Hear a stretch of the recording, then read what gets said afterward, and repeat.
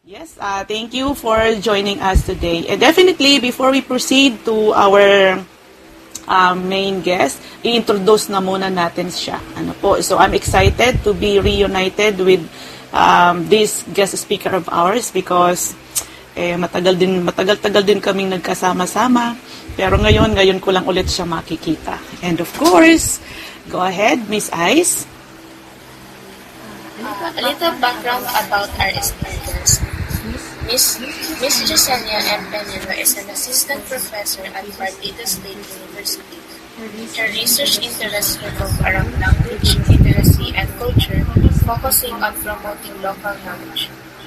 In the past, she led a research project documenting focus and feelings of Bangka indigenous peoples in Partido Bicol, Philippines, supported by the funding from Commission on Higher Education, National Commission for Culture and the Arts. Currently, she is pursuing a PhD at Ateneo de Naga University in Language and Literacy Development. And so, are you done? Okay, so yes, welcome po, Ma'am Sen. Good afternoon. Hello, good afternoon, Ma'am Sen. And of course, I'm proud to present to you, Ma'am Sen from Partido State University. Hello, magandang hapon sa lahat. Okay, so first, gusto ko muna pasalamat, siyempre, kay Doc Grace Galang, Doc Grace, and of course, sa Research Association of Innovative Minds, AIM, for inviting me to be part of this 11th episode. So, thank you for inviting me. Yes. Of your program, of your project, the Tulong-Dunong Mo. Dunong Mo project since Research Tambayan. Yes. It's an honor for me to be part of this 11th episode. And of course, we are very grateful that you find time joining us today. Actually, yung mga officers ng Research AIM is naka-tune in din po lahat. So, hello everyone. We are grateful. Grateful talaga kami. But then of course, without any further ado, meron pong mga questions na ginawa yung ating mga co-hosts na nanggaling din sa aming mga survey from the different students. So, ayun, sino ba ang unang magbabato ng tanong? How about you, Grace? Can you please ask the first question? My question po is, it is po to utilize simple statistical as frequency counting, percentage, making or using qualitative research. Ayun. Sana masagot ko ito ng maayos. based on my experience, so ang hinuhugutan ko po ay yung ating mga insights na nakuha sa research and sa research engagement ko. Kung ginagamitan po ba ng statistical treatment. Okay. Well, commonly, ginagamit natin talaga yung statistical treatment po sa quantitative research. Okay? Pero dito sa qualitative research, actually gumagamit din tayo gumagamit tayo ng statistical treatment like yung na-mention na frequency counting. Ginagamit natin ito when we try to organize our data. Okay. So when we try to organize yung data natin sa transcripts, say when we try to code our data, di ba? We list down in our transcripts, we try to code our data. Naglalagay tayo ng mga codes, di ba po? Okay? And then minsan, may mga duplication sa mga codes natin kasi nagre-recur yung after ng mag-code natin, okay, after tayo mag-code, actually ang next step is we try to list down kung ano yung mga similar na mga codes, and we put them together, tapos makikita natin kung ilan bang codes or ilan bang codes ang na-produce natin, like similar codes. Halimbawa, say for instance, ang topic natin is about challenges. Challenges ng mga students about writing qualitative research. So, in our based on our interview, so nakagather tayo ng mga data, based on our interview. So, after which, na-transcribe natin yung data, okay? Yung audio data, tina-transcribe natin siya, and then after which, kinocode natin in order to produce an answer kung ano ba yung mga challenges, okay? So, kaya ginagamit natin yung frequency counting. Halimbawa, isa sa mga challenges na mga estudyante, based doon sa result ng interview, halimbawa, ngaya lack of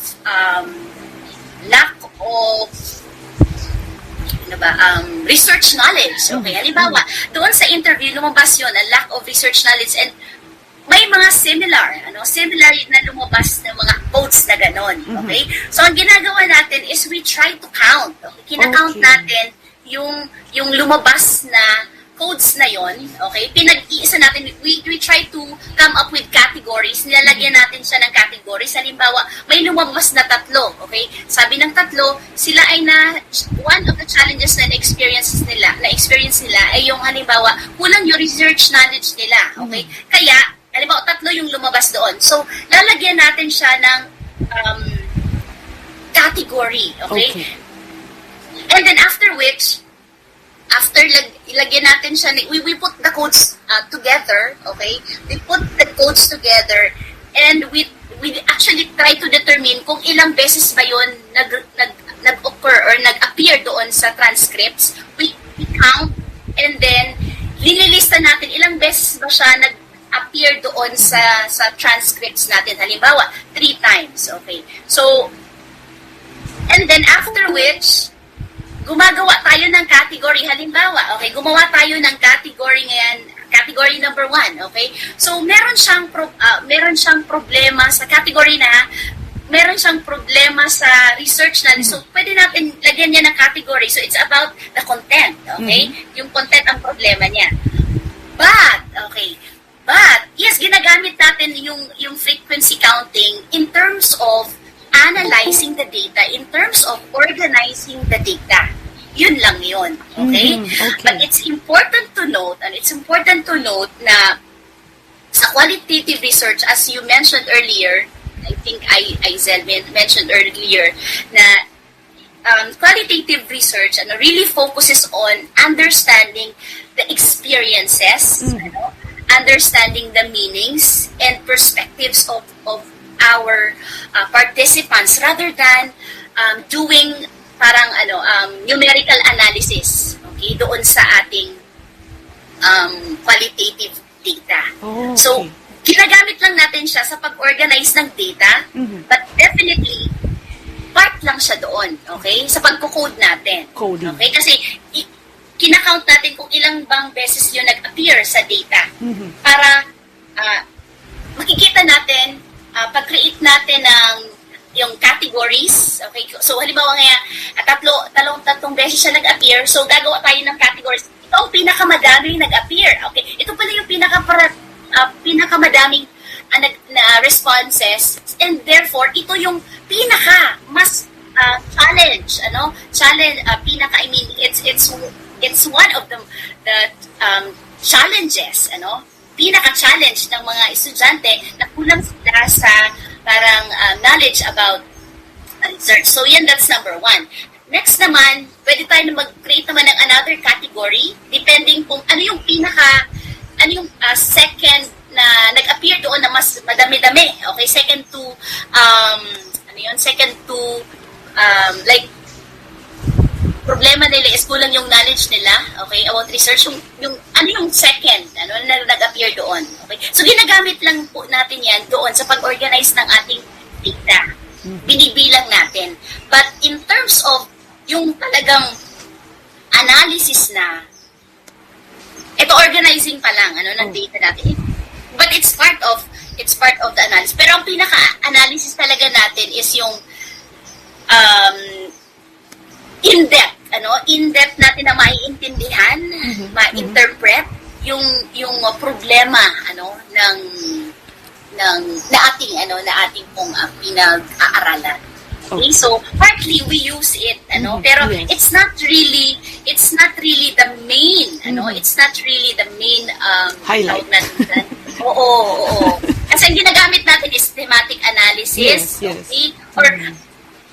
Or yung yung action, open coding, and then we proceed to action coding. Okay, part yun doon. Okay, sa pag-organize natin ng data, sa data analysis natin. Pero it's not really parang statistical treatment na mainly to interpret the data. Yes. Okay. So hopefully, nasagot ko siya. Oo naman, malinaw yun. So, ibig sabihin, ginagamit lang yung frequency counting doon sa part ng analysis. Mag-analyze sila kung ano bang Organize isusulat. na. Opo. Pero hindi siya isusulat at all doon sa report na ng research. Hindi po. Hindi yun. po. Sa mag-analyze lang. Gagamitin lang siya sa pag-organize ng data. Okay, organize. Kasi paano natin masasabi? Based on kasi di ba yung data, interview siya. So, paano mo siya masasabi na ang pinaka main na problema talaga ng mga estudyante sa paggandak ng research ay talaga yung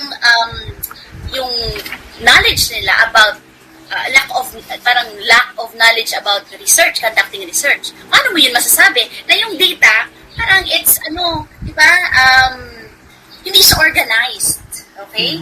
So, ang number one na lumabas dahil madami siya na nagsabi na halimbawa ako nagsabi, si Doc BG naman ay nagsabi siya, at si Aizel, nagsabi naman siya na lack of knowledge kaya. So, yun ang pinakamadami. So, yun the first category ay about doon. Okay? You make category for that code. Okay? So, yun. Okay, so at least malinaw yun.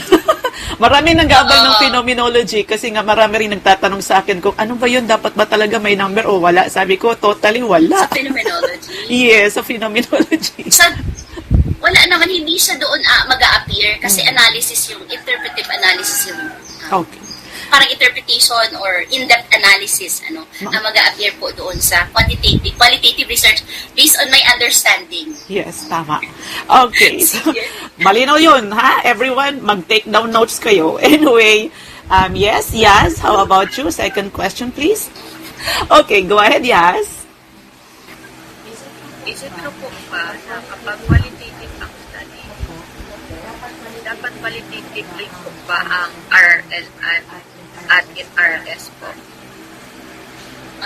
Related literature review and related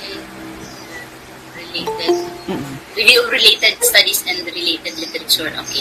So, kung dapat ba qualitative din, kung ang study mo ay qualitative research, dapat din ba na qualitative din ang mahahanap mong related literature and related studies?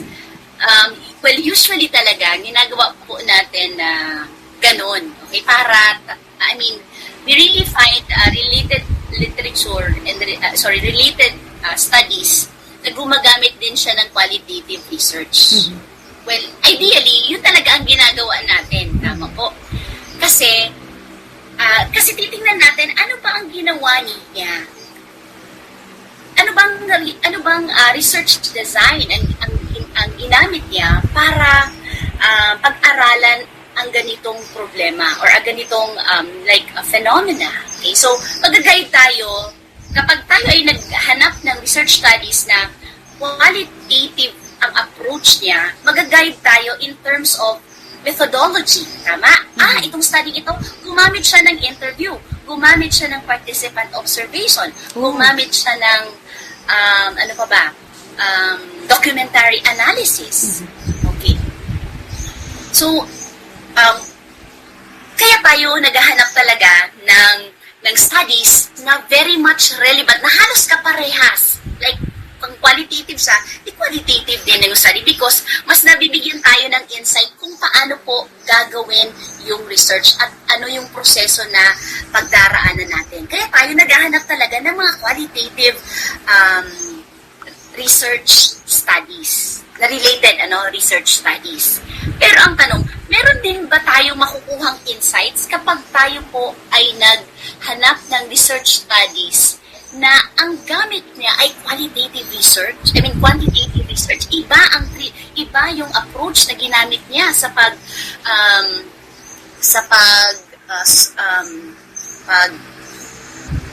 address ng isang problem or isang phenomena. Meron ba tayong makukuha ang insights dyan? Pwede tayong makakuha ng insights pag nagbasa tayo ng, halimbawa, yung introduction nila. Okay? Pwede tayong makagain ng insight kapag tayo ay nagbasa ng kanilang background information. Okay? And another thing, pwede din tayong makakuha ng insight. Halimbawa, di ba? Bakit tayo nagkakandak ng study? Although, halimbawa, yung about reading comprehension, example lang po, halimbawa, we want to study about reading comprehension. Okay? The challenge, we want to study about reading comprehension. Tapos, di ba, lahat, many studies have already been conducted about reading comprehension. But why are we still studying it? Because, bakit tayo nag-study about reading comprehension? Although madami nang nag-study about reading comprehension, because we want to fill a gap. Okay? Ano yung gap na gusto nating i-fill? Halimbawa, sa reading comprehension, halimbawa, yung mga nabasa mo ng mga research studies, it's about reading comprehension, pero ang ginamit niyang approach ay gumamit sila ng quantitative approach, okay, to study about reading comprehension, and you found out na wala pa palang gumagamit ng qualitative approach sa pag-study ng problema na ito about reading comprehension. So pwede yun na yung gap ang finifill mo na wala pang nag-study about this reading comprehension na gumagamit ng qualitative research. So, pwede mo yun magamit as gap. Okay? Pero normally, we actually, look for studies na relevant, so close to our study because we want us to be guided how to do that research. The process, paano ba ang ginagawa, ano ba ang method na ginagawa niya, but we can also gain insights from other research na halimbawa hindi qualitative, pero normally ang hinahanap talaga natin is qualitative research data. So yun. So hindi ko sasabihin na hindi pwede or lang, okay? Because we can also gain insights, okay? So sabi ko nga, we can use that parang as a justification why we are conducting the study. Because wala pang gumagawa na researcher na nag-study about reading comprehension na gumamit siya ng qualitative research. And so this is the gap that I want to fill in this this study.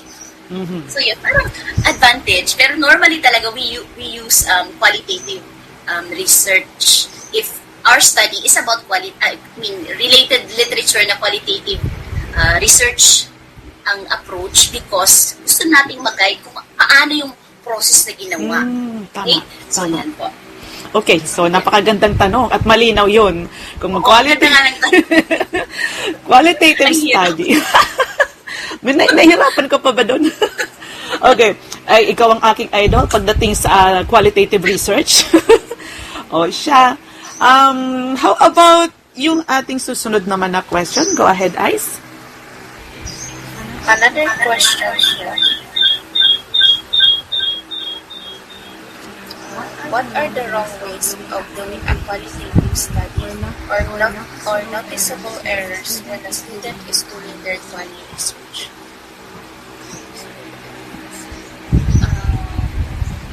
Yun, noticeable errors. Parang sige. Anong mga maling nagagawa? Parang ayokong mag-focus sa errors. Parang gusto ko na mag-focus doon sa bakit sila may errors? Because probably they do not know ano yung character characteristics ng qualitative research. So it's very important that we know ano ba yung characteristics ng qualitative research para hindi tayo magkaroon ng errors. Parang ganun. Okay? So, ano ba yung mga characteristics ng qualitative research? Paano mo malalaman na itong research mo really has parang, I mean, your research is trustworthy. Okay? Paano mo yun malalaman? We need to know the characteristics of good qualitative research. So may mga characteristics po ang qualitative research according to Creswell, okay? So according to John Creswell, meron siyang mga sinabi na mga mga qualities of qualitative research. One of which is, sige, magbigay lang ako ng a few characteristics of qualitative research na if a quantitative research has this validity, di ba? May tinatawag sa validity na dapat daw we try to sa validity, ang tanong dyan is, does the instrument measure what is intended to measure? Mm-hmm. Sa qualitative research naman, meron tinatawag na credibility. Okay? So, paano may establish ng research paper ang credibility niya? So, kailangan na yung kanyang findings ay accurate. It should be it should have accurate findings. Okay, so that's one, credibility. Dapat meron siyang credibility, meron din dapat siyang dependability, confirmability, alam niya ni Doc Grace. Ang pinakamahirap na part. And reflexivity. Isang madami yun, no? Okay, madami. And this will require us another, siguro, session, yung yes. sa mga qualities of mahabang usapan pa yun. Mahabang usapan yun. So, hindi ako siguro sa nuggets errors. Okay. Siguro, bakit nagkaroon ng error? Kasi siguro, kulang yung understanding natin kung paano gagawin yung qualitative research. So, kailangan natin alamin ano ba yung qualities ng qualitative research, characteristics nito. So, yun po.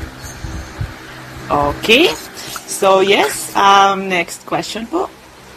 Go ahead, Miss Grace. The most important thing po to consider when we are using qualitative research. Most important thing, parang pinapapili ako ng isa doon sa lahat ng mga considerations. Actually, there are many considerations in doing qualitative research.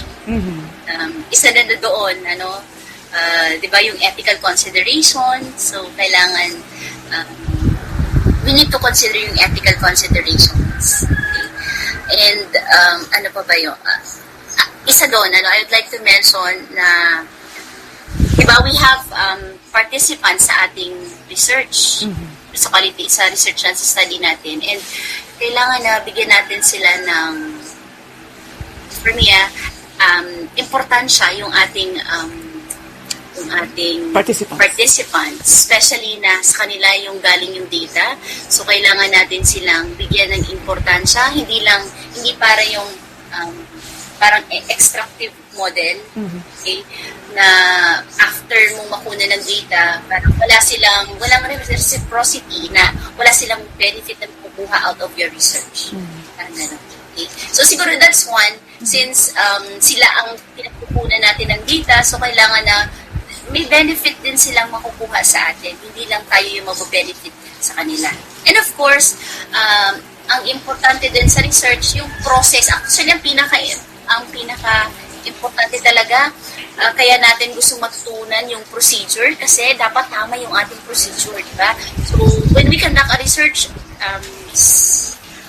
of course, we need to start with our purpose, okay?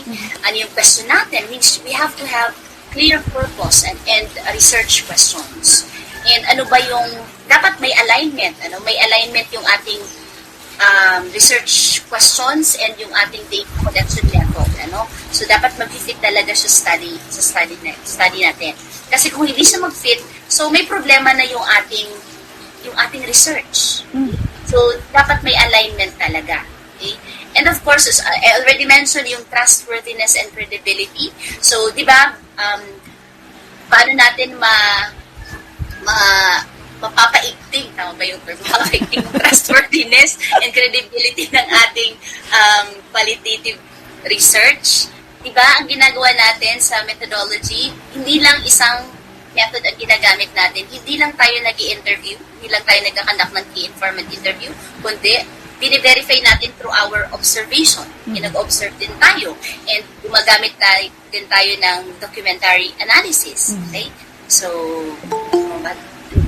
okay. So this is what we call triangulation. Okay? So according to Mamarge, according to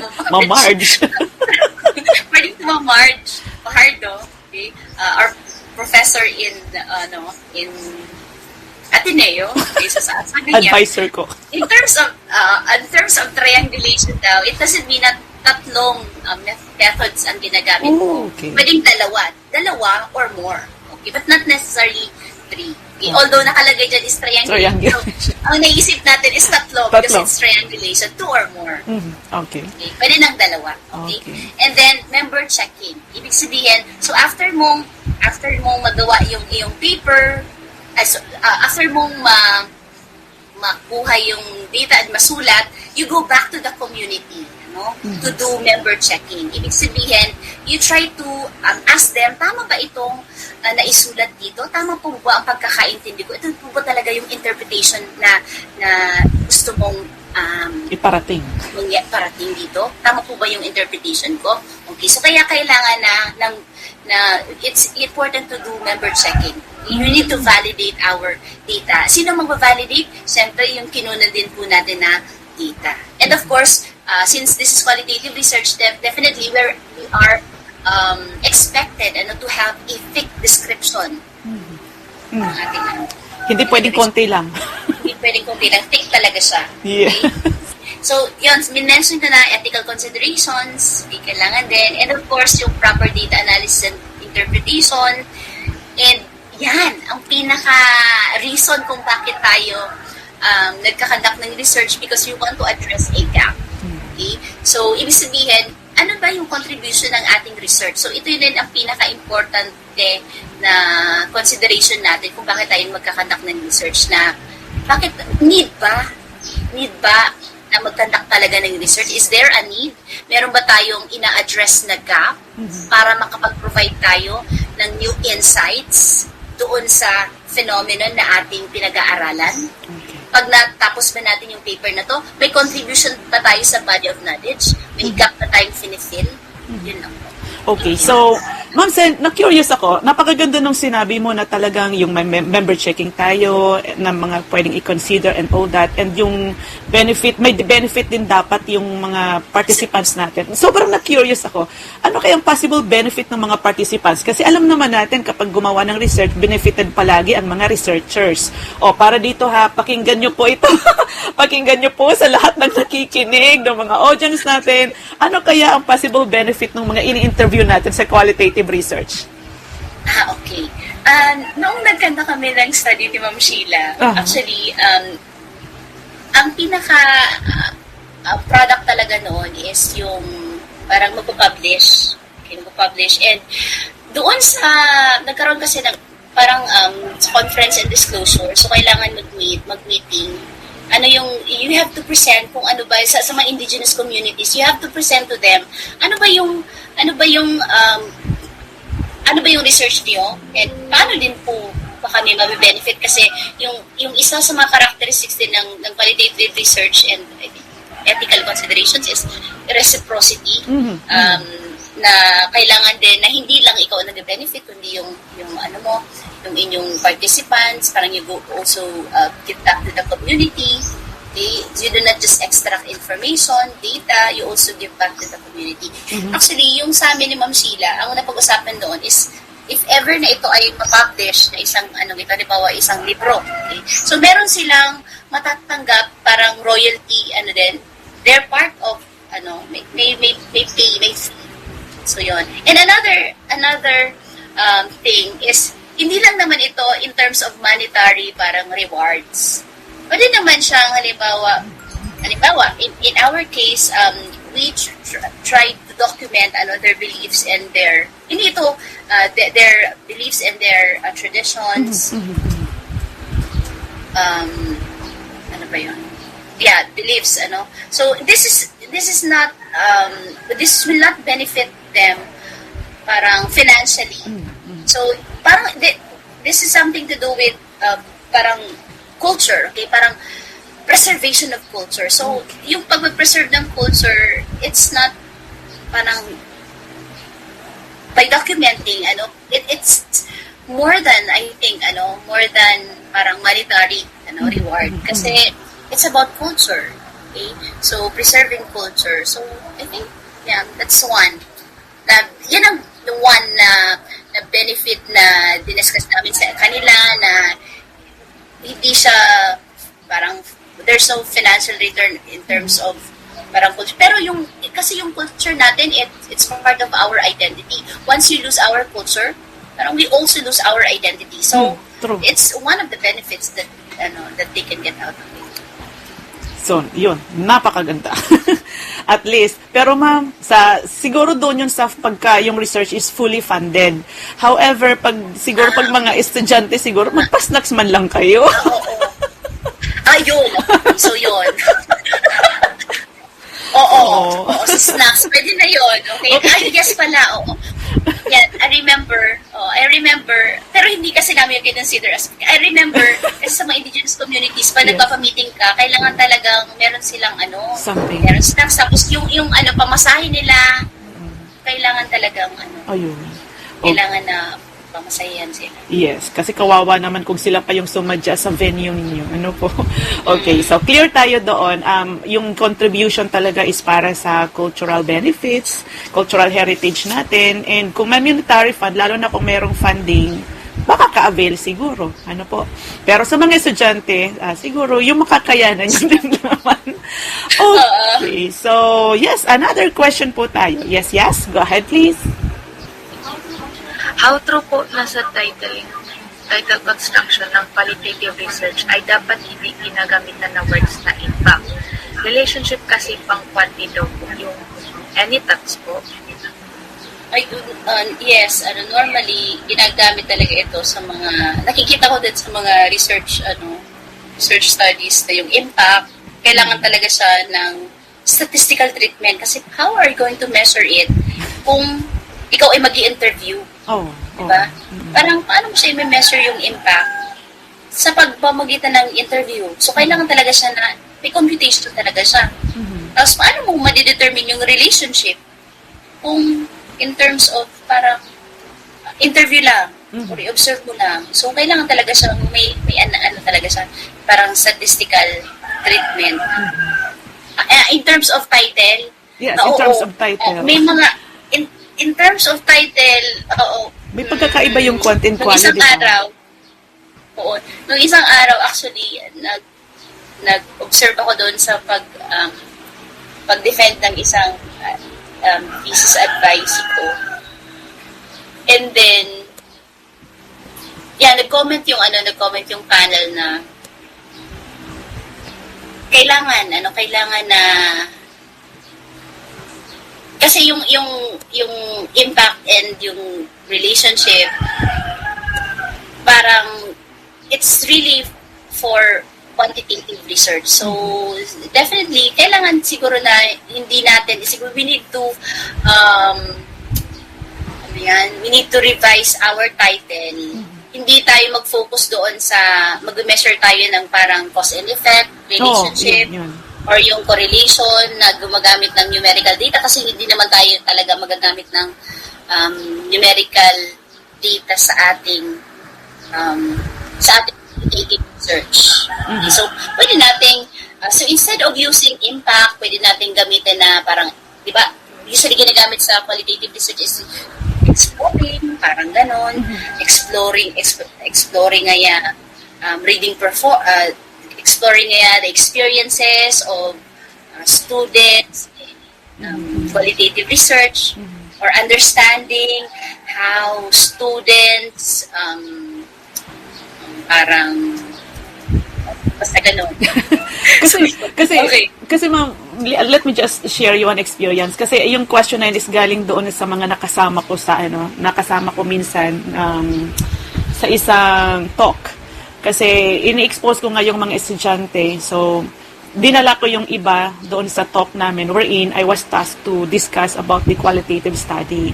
So dumating kami sa point na nasa seminar workshop na kami and they are all parang presenting their works, particularly the title, na ganun nga may mga title. So, sa mga title nila, merong IV and DV, di ba yung independent variable and dependent variable. And they are all, parang ganun yung pagkaka-construct nila, but they are meaning it to be a qualitative study. So, sabi ko, Okay, oo. yung ganun. Yes, your thoughts po. Oo.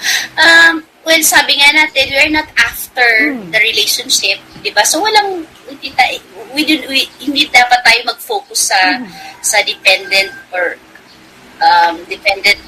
ano yan, independent variables. Oo. Kasi, ang gusto Phenomena lang sa natin atin. gawin is, gusto lang natin na i-explore. Or, I mean, ang in-highlight natin is yung interpretation. Yung interpretation ng isang phenomena or probably experience, okay? Instead of yung pag-measure. Diba? Kasi qualitative research is exploratory, understanding, di ba? More on Understanding about experience. experience. So, paano mo yun? Parang paano ka mag-measure doon? Di ba? Na if you want to understand experience, how are you going to measure it? Kasi sa title pa lang, nakikita na kung quali or quanti yun. You also be careful of using words like, yun na nga, yung the impact of, the influence, the assessment of, yung mga ganun. That's, parang that's all under the quantitative discipline, yung mga words na ganun. Halimbawa nga the impact of online learning. Halimbawa nga impact of online learning on motivation ng estudyante. So instead of saying siguro impact, probably we can say na exploring nga yung experience, focus on the experience rather than doon impact ng online learning. Exploring nga the students' experiences and pwedeng perceptions about online learning rather than yung impact. Saka yung mga assessment. Kasi talaga sa assessing, assess mo yun using, interview, mo yun i-assess, kailangan yun ang measurement. Kaya, naku po. Okay. So, yun. At least meron na kayong idea, everyone, ha? So, be careful. Lalong-lalo na kapag gumagawa kayo ng title sa inyong qualitative researches. Kasi walang IV and DV dapat dyan. Tama ba ako? Paki-correct na lang po ako. Kasi I keep on telling them na sa subject, yung pinag-uusapan sa quanti, tinatawag nila yun ng variable. Yung doon naman sa atin, sa quali, ang pinag-uusapan naman doon ay phenomena. So, there is no way na magbanggaan sila. Phenomenon. Yes. Phenomenon. Opo. So, yun. Isa lang. We try to understand. Hindi tayo We try to nag-uusap. understand, interpret the phenomenon. Yes, hindi How po people tayo. experience phenomenon. Tama. At wala yung cause and effect, di ba? Yung the cause of phenomena and the effect of phenomena. O, isingit ko na rin. Isingit ko na rin ito. May nagpapatanong. How about hypothesis? Do we need a hypothesis in a qualitative research? Siyempre, hindi. Kasi hindi naman tayo magte-test ng isang hypothesis. We are not going to test anything. Diba? Wala tayong hypothesis. Assumptions pwede. We use assumptions but we do not use hypothesis because wala tayong iti-test. Unlike sa quantitative research, may tinatest sila sa quanti. Pero sa qualitative research, we do not test. We can make assumptions but parang may null hypothesis, alternative hypothesis, wala tayong hypothesis. Ayun. O, malino yun ha, everyone. Okay, so yes, another question we have. Yes, Grace, go ahead po. For you po, what are 3 to 5 key steps in quantitative research? 3 to 5. Steps. steps. I think na-mention ko na kanina. First, you should have your research topic and purpose. And then, dapat malinaw din yung kanyang research questions. And then, after which pala, okay, research questions, okay, your topic, your purpose, and then research questions. And then, kailangan na pumili ng research design. It's very important na sa qualitative research, dapat i-identify natin yung research design natin. Well, many siguro, many research studies published do not have research designs na nakaspecify, nakalagay lang na qualitative research. Actually noon, alam ko din na ganun lang, na ilalagay mo lang na I'm using qualitative research, but we need to specify, according to Questwell, we really have to specify the research design because nag-vary yung procedure based doon sa research design. And yung sa research design, depende kung ano yung intent, ano yung intent ng research, okay? So, there are various research designs. According to Questwell, yung sa 5, research designs, we have yung narrative research, phenomenological research, there's also grounded theory, and then ethnography, and then case study yung 5, So, itong 5 ito, magkakaiba yung kanilang, these are all research designs, and they have different purposes. Okay po? So, yon. So, so, since iba ang kanilang purpose, siyempre may pagkakaiba din kung paano mo gagawin yung research mo, yung procedure. So, that's why it's very important that we also specify our research design. We do not just state that it's qualitative research. That's it. We have to specify anong design. Okay. Kasi kadalasan ganun din nakikita ko, Ma'am Sen. Like, sa mga journals, oo, parang qualitative research. So, ganun lang. Medyo, tricky. Tricky siyang masyado. Hindi mo alam kung ano ba ito. Commonly talaga ganun. But I learned na kailan iba yung research design. Dapat, okay, qualitative research. Parang sa quantitative research ang ginamit mo. Pero ano yung research design? Is it descriptive? Quasi-experimental? Diba, ma'am? Yes po. Parang ganun din. Natutunan ko din ito. Okay. May nagpapatanong dito, pwede daw ba makahingi ng konting snippets regarding the different qualitative designs, kung ano yung mga pagkakaiba? Research designs. Sige, okay. So, yung narrative research, kaya sa narrative research, makinig. Ang pinaka purpose talaga dito at ang pinaka output talaga nito is that we need to present a good story of an individual's experience. So that's narrative. So ang ang phenomenological research, phenomenology, okay? So this ang ginagawa dito is dinidescribe natin, we describe or to describe what a number of people experience about a phenomenon. Okay? So, that's phenomenological research. Yung sa grounded theory naman, ang pinaka-output nito is it's a theory. So, ang purpose nito is to develop a theoretical understanding of a certain process. So, ang pinaka-output is really a theory. Ethnography naman is, if you want to study culture and you want to know the patterns of ideas, the behavior or language of a culture sharing group like the ITs, so ang gagamitin po is ethnography. If it's about culture. Okay. So, if you want to describe the culture of a certain group, that's ethnography.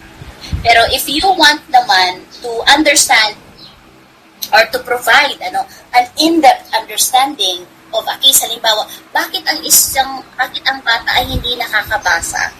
Okay? So, gusto mong malaman, bakit kaya siya hindi nakakabasa? Okay? So, if you want to provide an in-depth understanding of this case, okay, so we use a case study to illuminate the problem about the reading. So, we use a case study. So, yun po. So, yun ang pagkakaiba-iba nilang tatlo. And, medyo nagkakaiba-iba din sa procedure. Okay. Pero generally, halos pare-pareho ang pag ginagawa mo sila, halos pare-pareho. May kakaiba lang kung ano yung design na napili. Ay, nako, ang galing. So, yung may mga tanong po dyan, pwedeng i-post sa board or just raise your hand po. Ano, sa audience natin, kung may mga tanong, paki-jot down na lang po or mag-type na lang kayo dito sa ating chat board at welcome din kung gusto ninyong mag-raise ng hand. Okay? Pero for a while, itatanong po muna ni Ice yung isang katanungan. Go ahead, Ice. Which quality research type po ba yung best for you po? Best, yung qualitative research, research design. Research Ang design na best pinaka-the para sa'yo. Actually, you cannot tell kung ano yung research design na pinaka-the best because that will depend on your research question. That will depend on your research objectives. Kasi i-align mo siya, diba po? Again, sabi ko, depende kung ano yung purpose mo. Ano ba yung purpose ng research mo? Gusto mo bang depende sa purpose. So, hindi natin masasabi kung kailangan muna natin alamin kung ano ba yung ating research problem and research Objective. ano yan? So, hindi tayo magsasabi na, ito ang gagamitin ko, wala ka pang ang problem. So, kailangan meron ko unang problem kasi hanapan mo siya kung ano yung design. Paano mo i-approach yung problema gamit itong design. So, hindi mo na mauuna yung research design. Inuuna mo yung problem, tapos i-aakma mo kung ano ba ang pwedeng gamitin para sa yung problem. That's the way of doing it. Okay, so naliliwanagan naman silang lahat. It's already 1:53 and we are close to closing of the session. And nako, maraming salamat Ma'am Sen kasi napaunlakan mo kami. Madaling lumipas ang 1 o'clock, ang 1 hour. At sa totoo lang, marami pang gustong magtanong. Kaya lang medyo hino-hold ko. Sabi ko, baka pwede sa part 2 na lang. At definitely may part 2. And for the day, I would like to ask our co-host kung ano ba yung mga bagay na natutunan nila dito sa ating topics. Okay? So I think I would like to call first Miss Isela Bolo. Isela Lay, go ahead. Yung pinakatumatak po sa akin is pwede pala gamitan ng statistical treatment po sa research para sa pag-analyze or pag-organize ng data or findings po. Statistical treatment po kasi na-encounter ko lang siya sa experimental psychology which is full quantitative po siya. Naisip ko din po na gumamit siguro ng quali sa research subject po namin next semester kasi very broad po yung pwede ma-provide ng quali sa findings po. Since ang psychology kasi po, very broad din po siya na. Yan lang naman po. Sa pag-organize lang yun, but it will not appear doon sa yung mismong method. Parang data analysis lang mag-appear doon, but not necessarily yung yung treatment na sa pag-organize. Okay. Okay, sa pag-organize lang, pero hindi sa presentation. Ano po? Okay, so yes. Of course, thank you, Ma'am Sen, so much. And how about you, Grace? Go ahead, Miss Grace. So wala talaga kaming marinig, Grace. Opo, wala talaga. Siguro mas maganda kung i-write natin muna dito sa ating chatboard yung natutunan mo, kung okay lang. Tapos, i-try natin ulit mamaya. So, sige. How about you, Yas? Go ahead. Marami po akong natutunan po dito po sa Discussion. Sa discussion po ito. Yung tumatak po sa akin po yung characteristics of quality research po. Recognizes yung mga characteristics po ng quality research po help us to avoid the common errors in quality research. Okay. So, yun. Kailangan talaga yung avoidance, yung tamang pagpili, ma-avoid mo yung mga errors. And siguro itinatype na rin yun. I hope na mayroon din ulit free time si Ma'am Sen for us to join us again because I know there are still a lot of questions here. Tinype niya na lang. Okay, wise ito. Babasahin na lang natin. Basahin ko na lang para sa kanya. Sabi niya, what I've really grasped is that qualitative research isn't just a shortcut. It's a method that demands depth and honesty. As my co-host mentioned po, while simple numbers can sometimes help, the core is about understanding the why behind the things. It needs a solid plan, and it needs a solid plan, and you have to keep everything consistent, especially when reviewing other studies or reviewing other literature. When writing titles naman, we have to focus on the topic itself, not proving causes, and most importantly, we must be honest with ourselves and make sure our findings are believable. And of course, from the start, planning our research, question, and data analysis is key. But in the end, it's all about a sincere effort to understand people's experiences. What can you say, Ma'am Sen? Ano yung mga bagay na sa tingin mo ay pwedeng tips na maibigay mo sa mga estudyante, lalong-lalo na po sa paggagawa sila? Kasi ang problema is, we are so scared of the statistical treatment, kaya ang pinipili na lang parati and qualitative because they thought qualitative is easier. But I told them it's not easy because you need to use your critical thinking, the analysis part and all that. Kasi ganito kako yan ka-thick. Hindi ka pwedeng mag-ganun lang ka-thin. So, your thoughts po?